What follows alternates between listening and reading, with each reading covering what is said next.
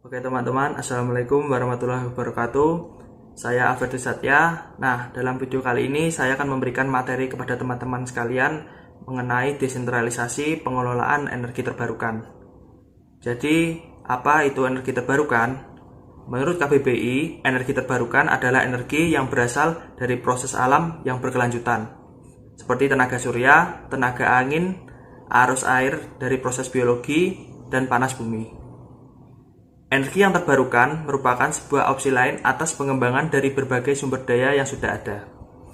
Karena semakin tingginya permintaan atas energi, akhirnya membuat peneliti terus mengembangkan sumber daya. Nah, di Indonesia sendiri, konsep dari energi terbarukan sudah dikenal sejak tahun 1970-an. Kemunculan dari energi yang terbarukan merupakan antitesis atas pengembangan dan juga penggunaan energi yang tidak terbarukan secara masif dan besar-besaran. Selain mempunyai kemampuan untuk bisa dibuat dan juga dipulihkan kembali, energi terbarukan merupakan energi yang ramah lingkungan. Jadi, bisa dikatakan energi terbarukan itu energi yang berasal dari alam secara langsung dan juga bisa dimanfaatkan oleh manusia secara alami dan tidak merugikan banyak pihak. Selanjutnya, tren energi yang terbarukan saat ini terus semakin gencar dikembangkan hingga akhirnya beberapa negara di dunia sudah mulai meninggalkan energi yang tidak terbarukan. Selanjutnya, Indonesia sendiri juga sudah semakin mengedepankan teknologi yang ramah terhadap lingkungan dan minim untuk menggunakan energi yang tidak terbarukan. Kelebihan yang kita ketahui tentang energi terbarukan yaitu sesuai dengan namanya, energi yang baru dan juga terbarukan akan bisa selalu dipakai oleh manusia. Energi tersebut tidak bisa habis dan juga energi tersebut ramah lingkungan. Lalu selain itu, menurut dari beberapa penelitian, energi terbarukan merupakan energi yang dikenal atas keramahannya terhadap lingkungan karena tidak menghasilkan limbah dan emisi yang berbahaya bagi keberlangsungan hidup makhluk hidup lainnya.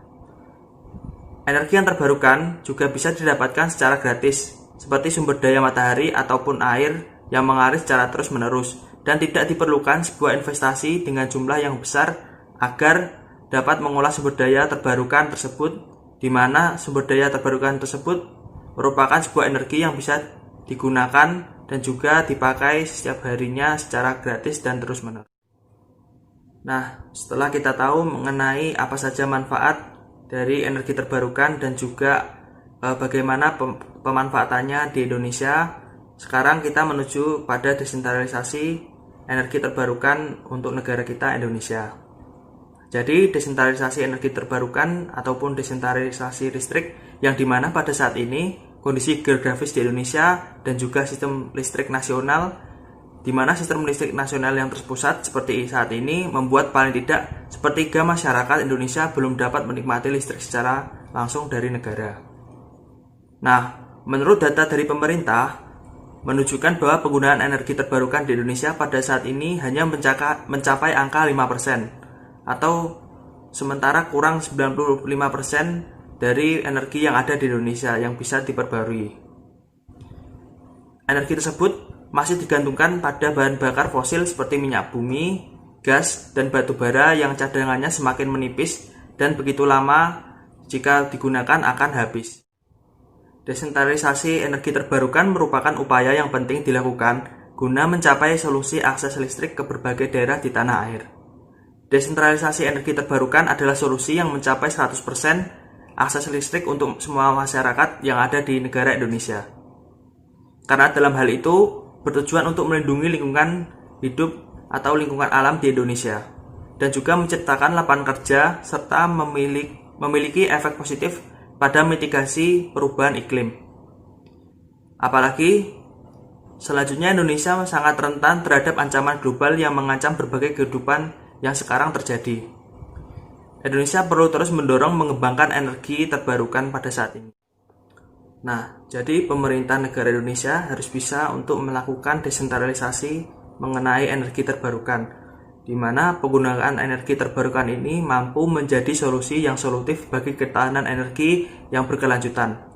Apabila dapat dimanfaatkan secara maksimal, dalam pelaksanaan pemanfaatan energi ini harus didukung agar berjalan dengan baik. Seperti 1. pelaksanaan kebijakan harga energi terbarukan tersebut harus bisa maksimal. Yang kedua, adanya kejelasan subsidi terhadap energi terbarukan kepada pembeli. Yang ketiga, regulasi yang dibuat harus mampu menarik para investor untuk bisa berinvestasi dengan lancar. Dan yang keempat, harus ada intensif dalam pemanfaatan energi baru dan terbarukan.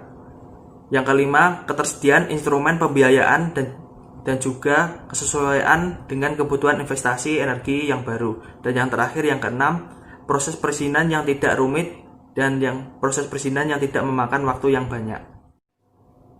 Lalu beberapa energi terbarukan yang bisa dikembangkan dalam masyarakat seperti mikrohidro, panas surya, biogas, dan biomasa yang mana digunakan untuk memberikan akses energi bersih untuk masyarakat yang tinggal di daerah terpencil.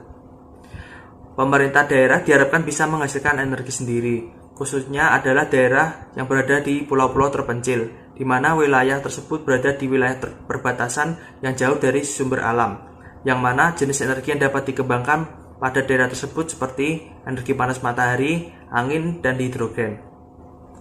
Pentingnya desentralisasi energi ini menjadi salah satu bentuk revolusi energi dari minyak dan gas bumi yang semakin berkurang jumlahnya. Dari hal tersebut, desentralisasi energi membuat setiap daerah mandiri dalam menghasilkan dan mengkonsumsi sumber daya sesuai dengan kebutuhan mereka. Nah, itulah teman-teman materi yang bisa saya sampaikan ataupun video yang bisa saya berikan kepada teman-teman sekalian. Selanjutnya saya ucapkan terima kasih kepada teman-teman yang telah menonton video-video saya sebelumnya. Semoga bisa memberikan manfaat untuk kita semua. Terima kasih. Wassalamualaikum warahmatullahi wabarakatuh.